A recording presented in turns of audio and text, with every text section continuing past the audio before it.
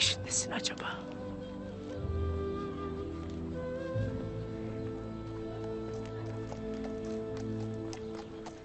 Beyimizin ve hatununun kanları yerde kalmıştır. Göç de kapıdadır. Ne edeceğimizi bilemez olduk beyim. Evvela obamızı başsız komamaktır vazifemiz. Göç meselesini de anca böyle hal yoluna koyabiliriz. Beyimizle hatunun kanlarını da yerde komayacağız Allah'ın izniyle. Bu soysuzlar ettiklerinin bedelini bir bir ödeyecekler inşallah. Artuk Bey doğru der, her şey sırayla. Senin gibi alim bir bey oldukça bunun da altından kalkarız. Eyvallah.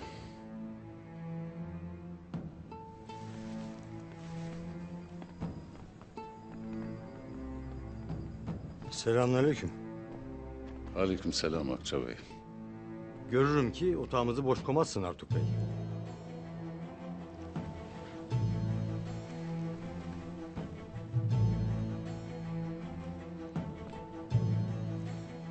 Otağımız Dodurgan'ın yüreğidir Akça Bey. Her daim taze kanla coşacaktır evelallah. Bakıyorum beylik heyecanı herkesin yüreğini yerinden oynatır. Beylik ihtiras makamı değildir Akça Bey. Beylik Yüce Rabbimin Ademoğluna verdiği ağır bir yüktür. Tez toyumuzu toplayıp o yükün altına gelecek yiğidi seçmenin vakti gelmiştir. Zamanıdır beyim, gelmiştir. Toyumuz hepimizin kaderidir Akça Bey. Yarın beyliğe talip olanlar belli olsun. Belli olsun ki biz de bu meseleyi bir an evvel çözelim. Obamız başsız kalmasın. Hayırlısı olsun bakalım. Hayırlısı olsun.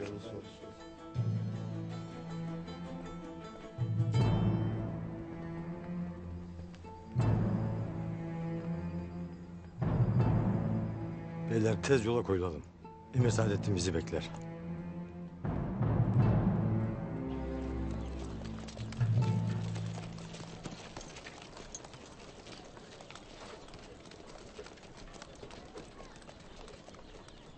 Selcan!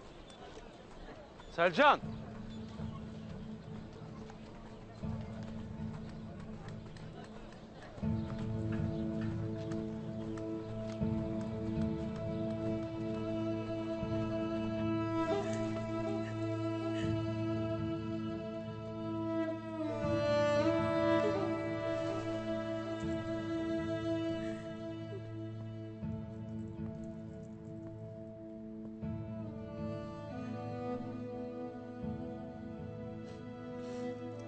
Hayırdır hatun? Yine karayeller eser içinde. Karayel başımızdan ne vakit eksik oldu ki beyim?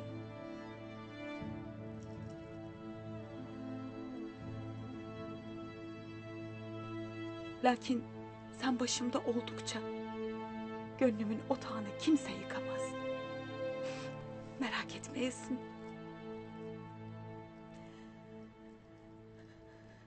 De hele bakalım. Kim kırdı senin kalbini?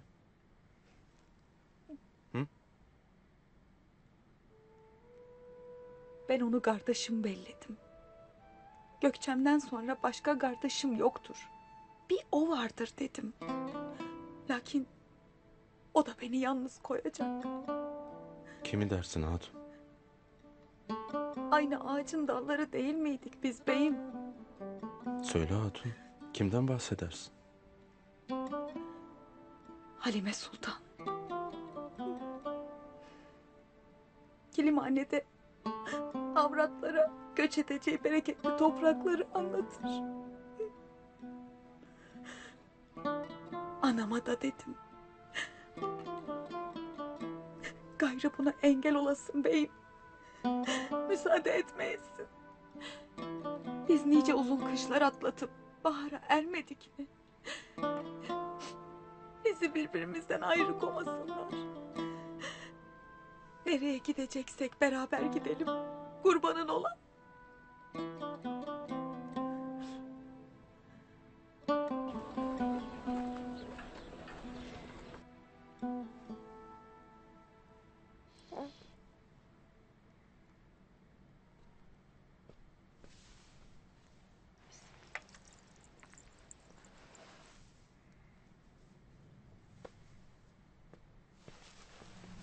Halime.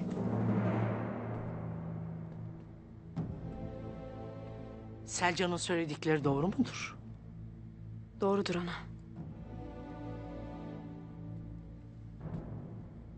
Babamız bunca belanın içine düşmüşken, kaybettiklerimizin yasını tutarken, kardeşinin akıbeti belli değilken, Erin Ertuğrul, Emir Saadettin'den nasıl kurtulacağı belli değilken, sen bu işlere mi kalkışırsın?